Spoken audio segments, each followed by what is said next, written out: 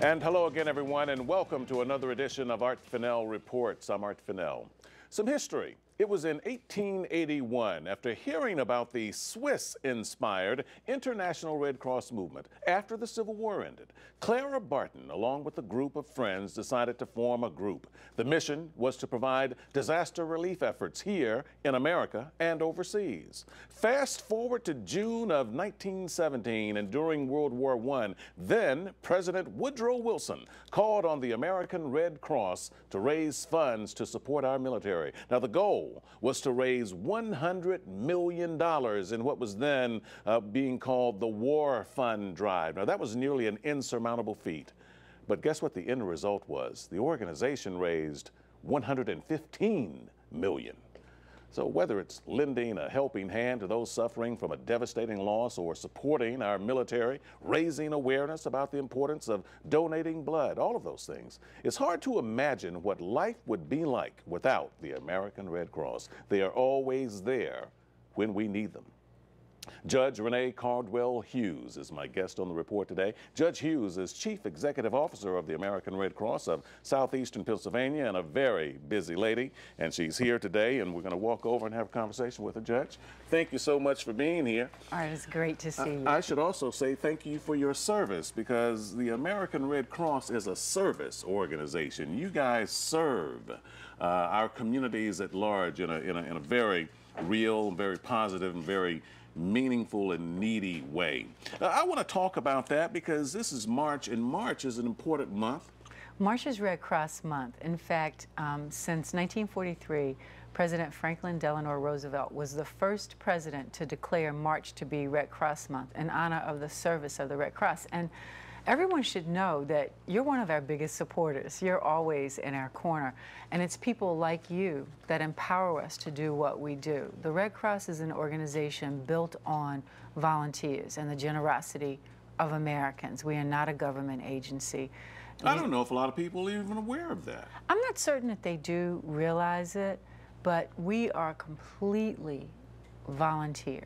We have volunteers who respond to 3 to 5 fires a night, every night in our region, the national disasters.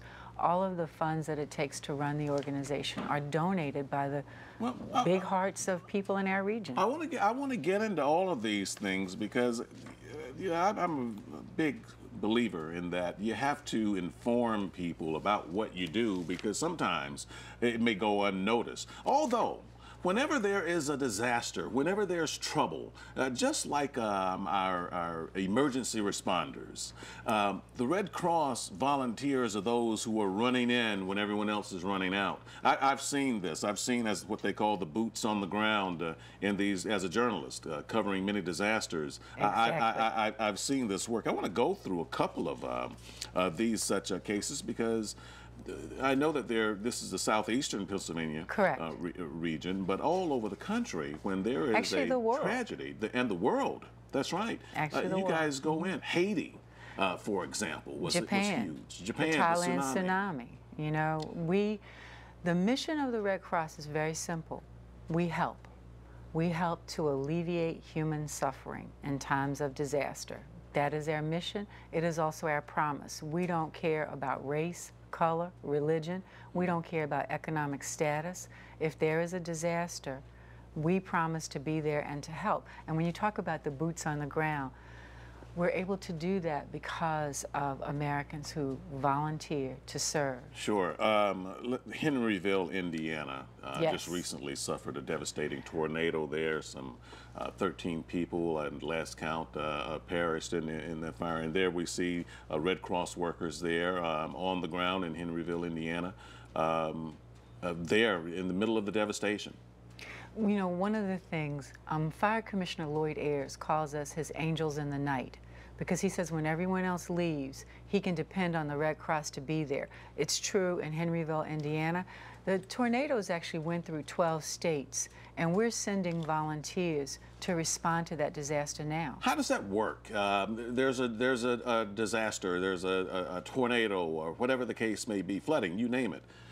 Okay, the call goes out, and then how does that deployment take place? The first response is from the local community, because what President Woodrow Wilson, who you referred to earlier, did is he requested that the Red Cross expand and that every community have a Red Cross, that it'd be important that we be on the ground and able to respond immediately. Now, if the disaster is greater than your local community, then we call in chapters.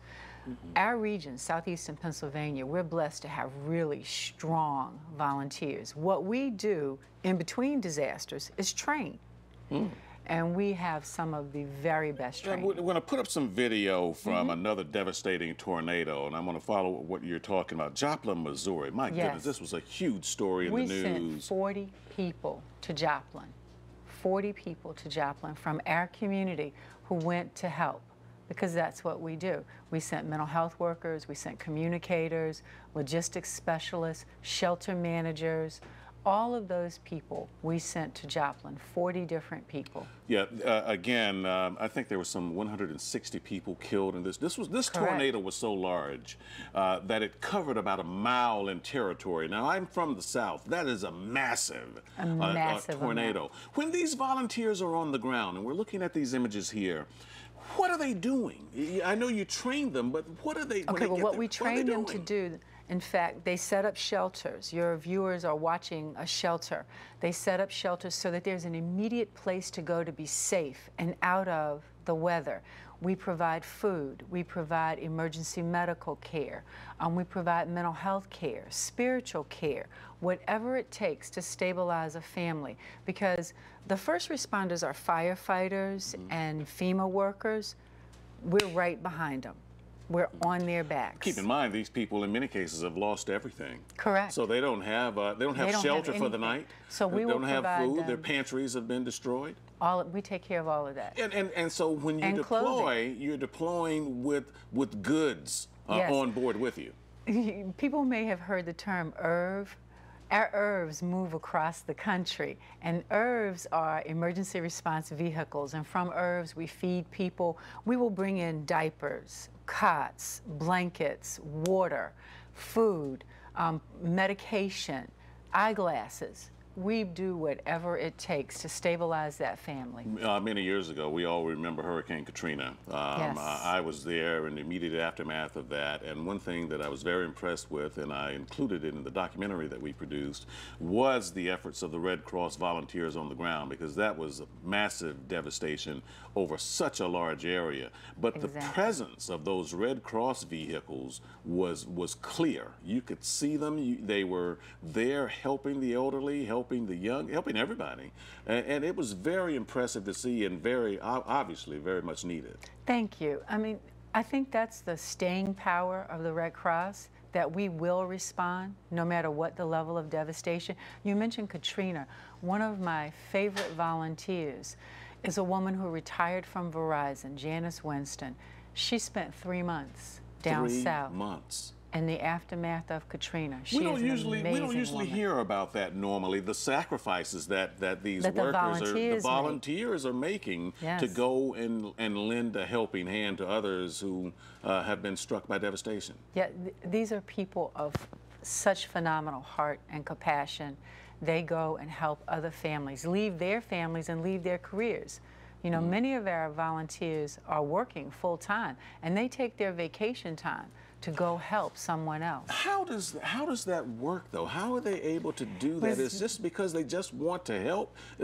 Well, they want to help, and we empower them to help. So, for example, you could arrange with the station to take 2 weeks off, and we would send you. You know, we would send. So people literally do burn up their vacation to go serve. Wow. To go serve their neighbors that they've never met. One other piece of video was from one of the disasters of all time, 9/11. Yes. And that was one of those cases where obviously everyone was needed. And you talk about long-term. This was a long-term relief like that. We're looking at some of the images there, and we remember even wearing masks there, because remember, the atmosphere wasn't safe. Correct. Which reminds us that they're going into harm's way in many cases. As a volunteer, and because I want people to know this in case they're interested in volunteering with us, we ensure that we send them to as safe a condition as possible. But the nature of disaster is that they may be going into harm's way. And so part of the training and preparation that we provide for volunteers is to ensure that they know what to do in these challenging situations. And Judge, this is a question, as you say, people may be watching right now and thinking, you know what, I'd like to do that. But is it the type of situation where anyone can come and do this, or you really have to be a special breed with special training and so forth? In other words, some may be intimidated to say, I'd like to help, but I don't think I would be capable of qualifying. That's the power of the Red Cross. Now, not every volunteer is going to ship out for 2 weeks. But everyone can help. Everyone can volunteer and help in some way. So what we do is we help you to assess your talents, strengths, and skills, what you're interested in doing, and then we train you for that And that's all done on the local levels in these chapters that you're talking about. Right here in southeastern Pennsylvania. So if someone watching wanted to volunteer, they would go to our website, which is redcrossphilly.org. They would find information there that would let them sign up to volunteer, and then we'll talk with them about their interests. We have many, many ways in which people can volunteer. But you're right, not everyone is equipped to go into the eye of the storm. And it's not even necessary, as I'm hearing you right. But you there can are other volunteer jobs and that help. they can do to help without being deployed. Exactly. And I would imagine that you do get a lot of volunteers who come from, for example, hospitals or who are medical providers, because you need specialized care as well. We take all kinds of volunteers. We do have a nurses corps. So we do have a core of volunteers who come with medical training. We have people who have logistics skill, people who understand feeding large groups of people. But again, if you have hands and a heart, we can train you. And that's so important, because in one of the earlier clips that we just showed, there was devastation. We saw a Red Cross worker with their arm around someone who's obviously in a very vulnerable state of mind right now. They may have lost a loved one. Correct. My goodness, my heart goes out to the family. The gentleman in the most recent tornadoes saw a family outside huddled together, pulled them into his trailer to try and provide shelter for them. As it turns out, they all perished. Correct. Except him. Imagine the devastating that he has what would be called survivor's grief. Yeah. And we do have a core of mental health volunteers who go to work with survivors to help them manage through the crisis. So there are so many ways in which people can help. If they have an interest, we can put them to work. Well, again, this is a service organization that depends on you for your help and your contributions. We're going to talk about how you do what you do. We've heard what you do, but how you get it done, and some of the other things and services that are being provided as a result of the American Red Cross. You're watching Art Fennell Reports on the Comcast Network, and we will be back with more with Judge Hughes in just a moment after this break.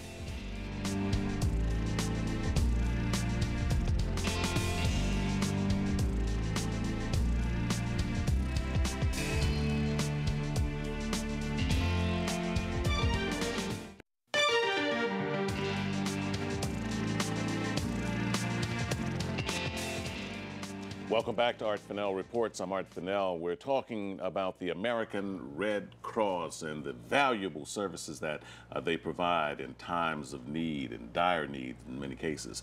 Joining me on the program is Judge Renée Cardwell Hughes, CEO of the Southeastern Pennsylvania chapter of the American Red Cross. So good to have you here, Judge Hughes. Thank you. You know, we were talking about all of these disasters that happen locally, nationally, internationally, that you've been to, Haiti and the tsunami and 9/11 and Katrina and all of these things, and we see that, and we see the Red Cross on the back of the shirts and the jackets when that happens. So people may know that that's part of what you do, and they may think that's all of what you do, that it's just a dispatch team that runs out to disasters. But let's talk about some of the other things that the American Red Cross does that is also very important. I'm so appreciative that you asked that question, because what people see, they see Haiti on television, but what they don't see is 3 to 5 fires every night. we're responsible for all of southeastern Pennsylvania, Philadelphia, Bucks, Chester, Delaware, and Montgomery counties. And in our territory, volunteers will go out 3 to 5 times every single night to help a family that has suffered, most often, a fire. And what that leads to is it allows us to provide other services that are so critical. We're blessed in our community. We have the only Red Cross house in the nation. Tell me about the Red Cross house. It is the most amazing facility. It was built by us in 2003, and the Red Cross house is designed for when a family is burned out of their home. We have 26 hotel-style suites. The house is in University City, and a family can stay together, because what the science tells us is that a family that suffered a disaster, if they can stay together, then they recover much faster. What we're able to do is to keep them out of the shelter system. And when we have them together at the house, we then wrap services around them. So at the house, we will provide them with a caseworker who will help them with financial literacy courses, fire safety classes. Most importantly, those children will go to school the very next day. Wow. The families go back to work. And then we help them advocate through the maze that falls upon you. They may not have had renter's insurance. They may have to fight with the landlord about a security deposit. They may need help getting into another home. But being able to stay together is so important to healing. So what happens is every suite has its own private bathroom. It has a small kitchenette. We can expand the suite given the size of the family. And what we then do is put them back on the road to recovery. Yeah. And that's the really critical thing. And it doesn't exist anywhere else in the country. So that's unique to southeastern Pennsylvania. It absolutely part is. of your leadership to be able to build something like that. Do you imagine that being a model that other chapters will be able to do if they could get the funding to make it happen? If they could get the funding, and if we can get the funding to sustain this, because what we're able to do is in 21 days put a family back on their feet. If a family has to go into the shelter system after a fire, they could be in the shelter for 6 to 9 months, sometimes longer. They may never recover. And this is a beautiful facility. Let's run that video again, because I want people to see this and understand that, look, this is a service that's being provided. This is not some shabby location. This is a very impressive facility. Thank you. You have to be very proud of it.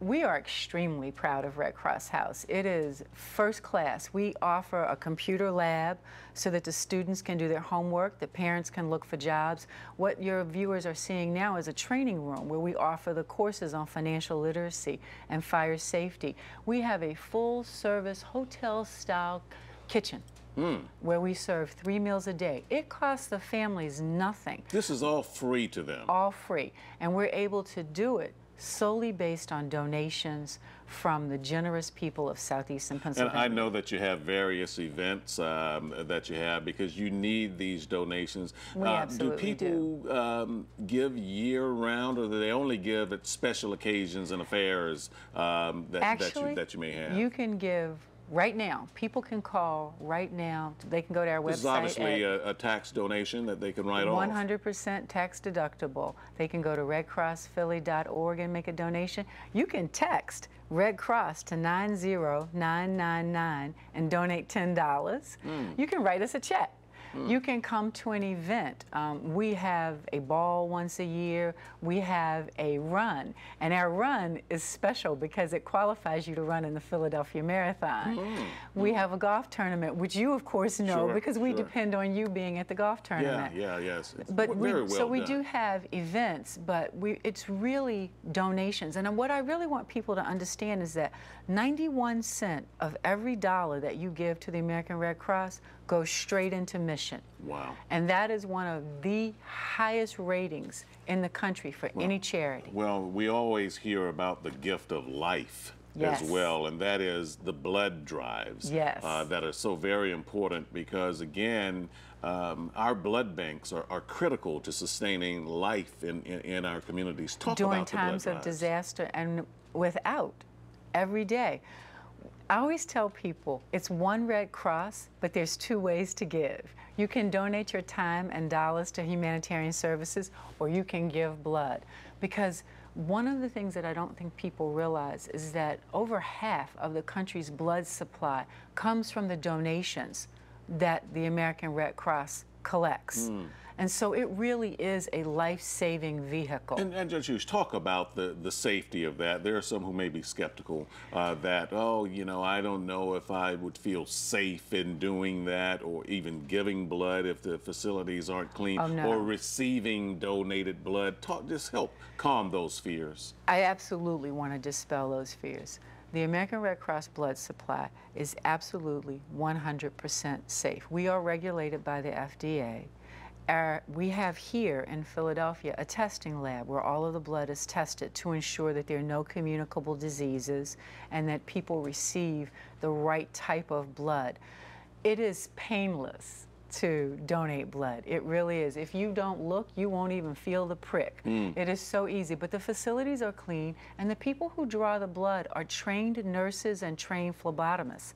So these are people who've been trained to draw blood. It is a highly professional operation and pristine. I would encourage people to go down to 8th and Spring Garden, the Musser Center, which is where our main blood office is. But to go to any blood drive and you will see it is clean and it is safe. One of the other things I've been impressed with is the training that you do in areas of CPR, for example. You mentioned the nurse's aid training and those types of things. Can anyone just go in and say, you know what, I need to know how to do CPR because I might need it someday and I want help? You can get a CPR class, first aid training, automatic defibrillators for people who have heart challenges. We actually sell defibrillators, but we also train people on how to use defibrillators. We have a special program called Nurse Assistant Training, and this is a program that is also unique to Southeastern Pennsylvania, where you can become a certified nursing